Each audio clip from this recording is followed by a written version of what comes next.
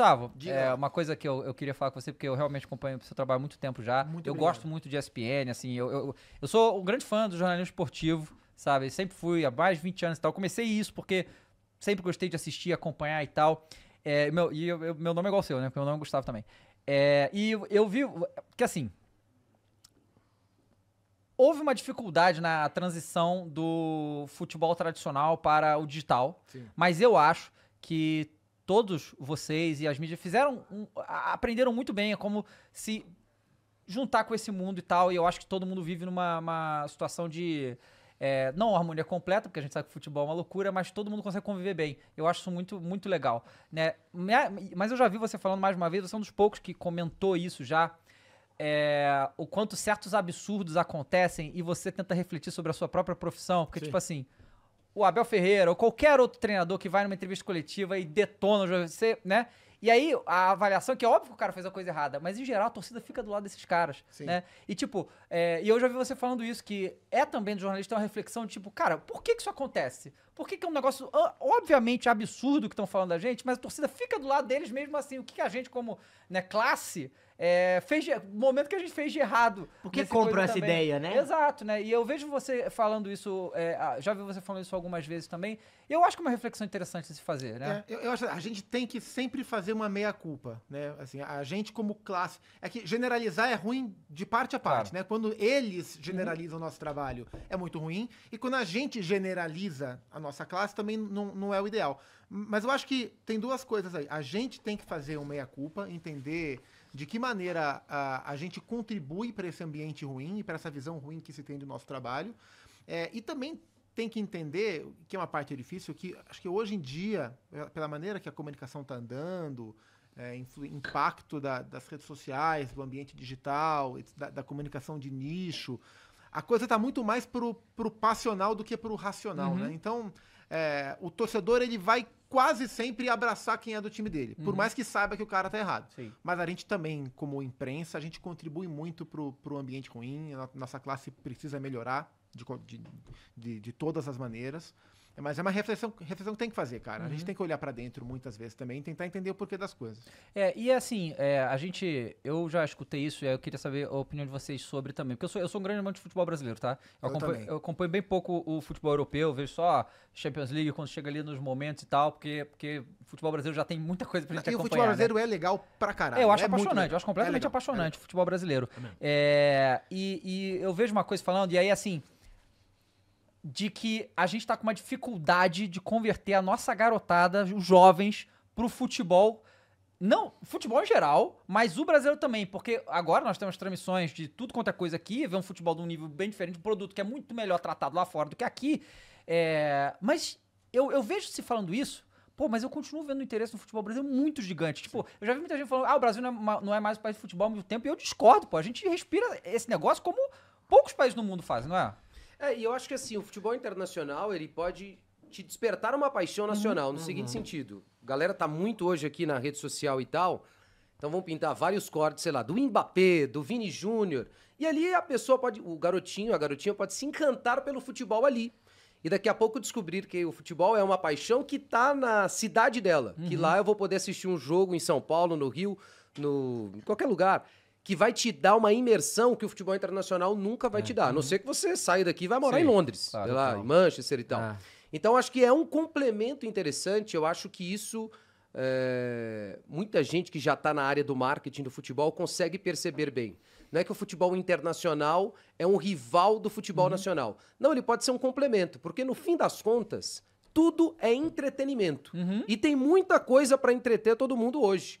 Então, o Real Madrid, o Barcelona, o Manchester United, o Liverpool, eles podem ajudar também a engajar mais gente que hoje não se interessa por futebol, fazer com que o filho dela, a filha dela, possa se envolver muito com o Uma esporte. coisa que eu tenho notado, e eu falei, caraca, é meio louco. Porque assim, geralmente aqui você está imerso numa cultura do futebol brasileiro, que às vezes você torce pro time do seu pai, da sua mãe, da sua família, ou pra alguma coisa que fez você torcer pra aquele time que você torce. Tem essa situação. E muitas das vezes não tem uma escolha, é uma coisa que é um pertencimento, Imposta. você vai. E aí a galera tava, eu tava refletindo sobre isso e eu comecei a perceber que existe muito a gente fica brincando, né? O meme do Chique Chique Bahia, torcedor de United daqui ou de lá e tal. Só que, cara, o futebol internacional te dá uma opção, né? Você pode escolher pra quem torcer. Tipo, eu gosto de ter a vibe, tipo, pô, não, quero ser quem ganha tudo. Eu quero estar na disputa de tudo. E é mais leve, né? É. E é mais leve, né?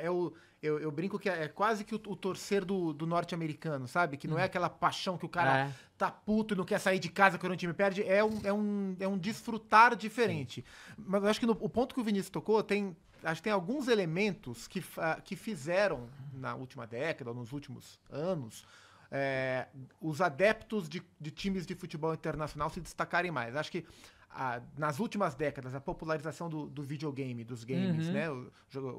A molecada passou a conviver constantemente com os clubes, com as marcas, com as cores, com os jogadores, manipulá-los, conhecê-los, isso facilitou.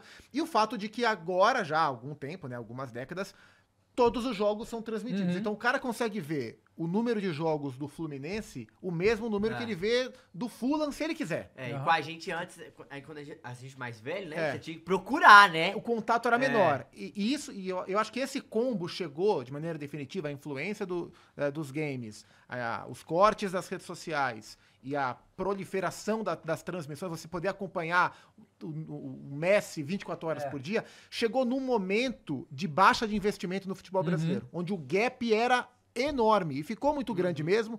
Tipo, época da Copa de 2014 foi uma época que o futebol brasileiro foi muito mal visto por vários motivos, então tinha uma distância brutal. Atualmente é favorável para o futebol brasileiro, porque a gente está no momento de investimento. Jogadores que não se imaginava estão voltando, jogadores que não se imaginava estão vindo, tipo do Memphis da vida e outros tantos. Tem time nosso ganhando de time da Premier League, isso, no Mundial, que é muito porque legal. Os times melhoraram a sua administração, seja por via própria, seja através de SAF, e tem mais dinheiro na mesa. Então o futebol brasileiro está mais interessante, os times estão melhores, a competição está melhor. Eu acho que isso ajuda a tentar encurtar um pouco mais essa distância, que ela, de fato, acho que há uns 10... Acho que a Copa... 2014 ali foi um bom marco. A distância, ela deu um salto. Agora, ela nunca vai passar, mas acho que ela tá mais curta. Assim, esse negócio que você falou do videogame é muito real, sabe? Eu vejo que eu sou do mundo de videogame, né? Então eu vejo isso muito próximo, porque faz 10 anos que não tem time brasileiro nos jogos de videogame. Sabe? Assim, um ou outro e tal, porque... E esse é um problema nosso, que... Assim, o Samir até falou que botou isso em pauta pra tentar ajudar a resolver, mas é um problema nosso que a gente nunca tentou resolver. É um problema de estrutural, como é que a gente lida com o direito de imagem dos times e tal. E os times, o nosso campeonato perde, nossos times perdem, nossos jogadores perdem. Sim. Todo mundo perde isso. O moleque vai jogar lá, cara, meu pai tá no Flamengo, vou ver aqui. Não tem Flamengo, pô. Sim. Não tem Flamengo, mas tem o Everton. E aí ele conhece o elenco inteiro do Everton, sabe quem é mais alto, quem é mais baixo, quem corre mais, quem corre menos, porque ele é o cara. Sim, esse modo, tipo, no modo carreiro, o cara vai lá, compra jogador do conteúdo, não tem não, e você quer contratar o Arias baratinho, entendeu? Agora vai ter aí na Premier League, mas porra. Não, e o legal de jogar na Premier League nesses jogos é que você tem todos os times pequenos com seu estádio isso idêntico. É muito foda. E assim, não tem, por exemplo, da Liga Espanhola. Talvez hoje tenha. Acho que agora já tem. Mas, por exemplo, o Campeonato Italiano já não tem. Campeonato Alemão já é mais difícil. Campeonato Alemão também já é mais difícil. A Premier League tem tudo, e da segunda divisão da Inglaterra, a Championship, também tem muita coisa. Estádios, elencos todos certos, claro, mas aquela imersão do canto das torcidas é muito idêntico.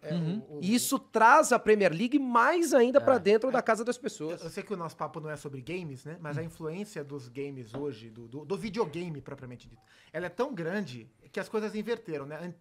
Mais atrás, antigamente, eu detesto falar antigamente porque é um atestado de velhice, né? Antigamente, o videogame queria parecer a vida real. Sim. Hoje é o contrário. Se você for ver as transmissões esportivas de futebol, Fórmula 1, NBA, os gráficos, o pacote gráfico das transmissões é cada vez mais parecido com o videogame. Total. A La Liga, pô. Pra trazer o público que tá lá de volta o fixo pras transmissões. É uma influência muito grande. Fórmula 1, acho que pra mim é o case. Ok. Não, a La Liga, quando ela botou na cabeça que queria competir com a Premier League, né? E aí eles mudaram todo o pacote gráfico e tal. Caramba, E aí, quando você vai ver, era literalmente o que o videogame fazia de algumas coisas. Que é subir os caras em campo e tal, só que começaram a fazer isso também. E o videogame falou, opa, então esse é o caminho mesmo. E antigamente era o contrário. O jogo de videogame bom era aquele que trazia realismo. Agora a transmissão, o pacote gráfico bom é o que traz um aspecto lúdico do videogame. Não, esse ano, não sei se vocês viram, já saiu o trailer do FIFA. Cara, o FIFA vai ter... Você tá treinando um time no modo carreira. o time pode ser comprado do nada. Ah, é? É, vai ter essas paradas. Vai ter, tipo, a situação de jogadores saíram à noite anterior e quebraram na noite. Você vai ter que tomar uma decisão. Você vai ter que tomar uma decisão. Tem o Fabrício Romano no jogo já, Fabrício pô. Ele- Romano. Esse já tem. Esse É, eu já O tinha tinha primeiro, visto. primeiro FIFA que eu joguei, eu não sou hoje um praticante, eu jogava FIFA 96, eu sou É. da pré-história. Sou da pré-história. Caraca. FIFA 96 eu